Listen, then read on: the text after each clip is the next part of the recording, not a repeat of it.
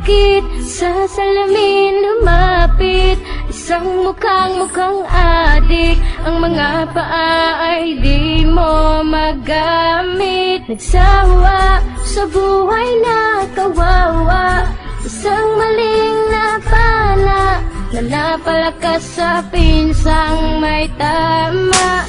Ang hari ng lumpo, hari ng lumpo, baka matadyakan ka ng hari ng lumpo.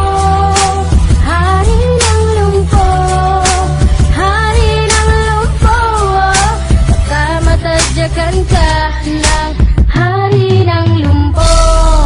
May pasas ka pa sa labi?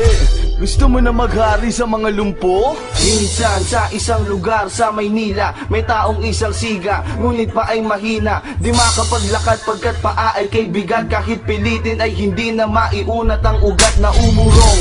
Kaya't naghihirapan pasulong at kinakailangan niya pang gumamit ng degulong. Sa kamay na panghakbang mga kalaban ay ilang. Ang lahat ng pumalag ay kanyang nilalabasan ng suklay ang gamit sa kaaway. At kahit hindi bumatak ang kanyang matay mapungay, kung sinong magyabang kanya tinatadyakan. Sa paa niyang pahalang, ikay may kalalagyan. At ang kanyang alkansya, ang gamit na panghambalos. Kapag merong barilan ng dugo ay umaagos. Sa kwento na pang barbero, siya ay naihi sa lonta. Sabay-sabay natin kainin ang talong na torta.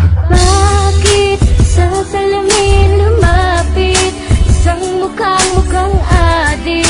Ang mga paa ay di mo magamit. Nagsawa sa buhay na kawawa, isang maling napala na napalakas sa pinsang may tama.